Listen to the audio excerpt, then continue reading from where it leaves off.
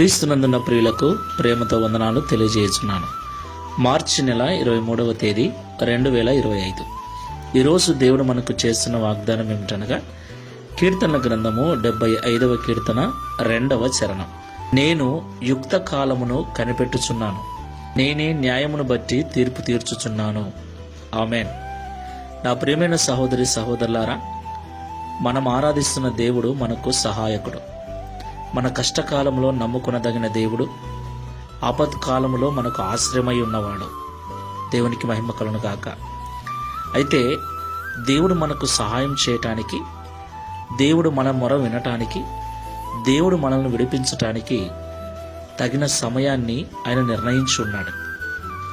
మనము తొందరపడితే కాదు, మనం ఎంత కోరుకున్నా కాదు.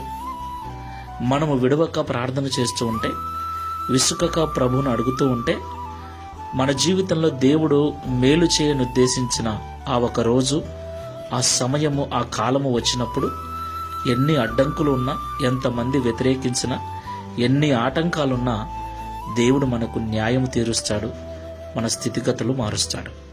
కాబట్టి మాటలు వింటున్న ప్రియ సహోదరి సహోదరుడా, ప్రార్థించుటలో అలసిపోవద్దు, ప్రభువును అడుగుటలో విసుకవద్దు. ఒక కాలం వస్తుంది, నీ కొరకు నా కొరకు దేవుడు మేలు చేయని ఉద్దేశించిన ఆ కాలము వచ్చినప్పుడు ఎన్ని బంధకాలున్నా ప్రభు విడుదల కలిగించి స్వేచ్ఛనిస్తాడు, సుఖాన్నిస్తాడు, సౌఖ్యాన్నిచ్చి మన జీవితాన్ని ఆశీర్వదిస్తాడు. ప్రార్థన చేసుకుందాం. సర్వ శరీరులకు దేవుడైన తండ్రి, పరిశుద్ధుడా, మీకు వందనాలు చెల్లిస్తున్నాం. నేను యుక్త కాలమును కనిపెట్టుచున్నాను, నేనే న్యాయమును బట్టి తీర్పు తీర్చుచున్నానని మాతో మాట్లాడినందుకు స్తోత్రములు. తండ్రి, మమ్మల్ని మీరు చూస్తున్నారని, మా మొర వింటూ ఉన్నారని, మాకు సహాయము చేయుట కొరకు, తగిన కాలము కొరకు మీరు ఎదురు చూస్తూ ఉన్నారని మాతో మీరు మాట్లాడినందుకు స్తోత్రాలు. ప్రభువా, మీరు ముందుగానే మా జీవితంలో ఏ ఏ కాలములో, ఏ ఏ సమయంలో ఏమి జరగవలసి ఉందో మీరు నిర్ణయించున్నారు కనుక, రాసి ఉంచారు కనుక, ఆ సమయమున దేని కాలమున అది జరుగునట్లు మీరు సమస్తానికి ఒక సమయాన్ని నిర్ణయించి ఉన్నారు కనుక, ఆ సమయం వచ్చినప్పుడు తప్పక మాకు మేలు చేస్తారని మాతో మాట్లాడారు.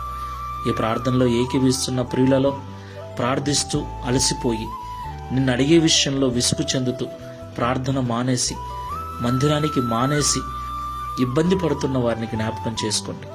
ఈ మాటల ద్వారా తిరిగి వారిని లేవనెత్తి ప్రార్థన గదికి నడిపించండి, నీ మందిరానికి నడిపించి, తద్వారా ఈ వాగ్దానం మా అందరి జీవితాలను నెరవేర్చి మీ నామమును మహిమపరచుకునమని యేసుక్రీస్తు వారి నామములో ప్రార్థిస్తున్నాము తండ్రి.